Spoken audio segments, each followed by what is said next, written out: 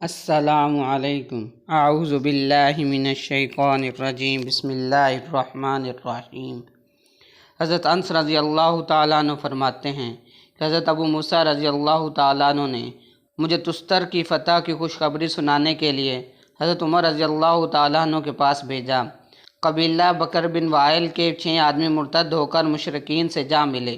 ان کے بارے میں حضرت عمر رضی اللہ تعالیٰ عنہ نے مجھ سے پوچھا کہ بکر بن وائل کے ان آدمیوں کا کیا ہوا؟ میں نے کہا، اے امیر المومنین، وہ لوگ مرتد ہو کر مشرکین سے جا ملے۔ ان کا علاج تو یہی تھا کہ ان کو قتل کر دیا جاتا۔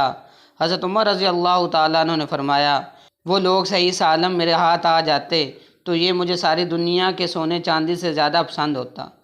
میں نے کہا، اے امیر المومنین، اگر وہ آپ رضی اللہ تعالیٰ عنہ کے ہاتھ آ جاتے تو آپ ان کے ساتھ کیسا برتاؤ کرتے؟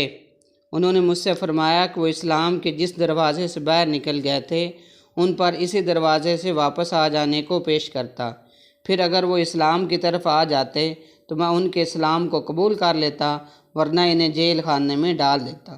تو اللہ تبارک تعالیٰ سے دعا ہے کہ اللہ تبارک تعالیٰ ہمیں دین پر ثابت قدم رہنے کی توفیق عطا فرمائے، آمین۔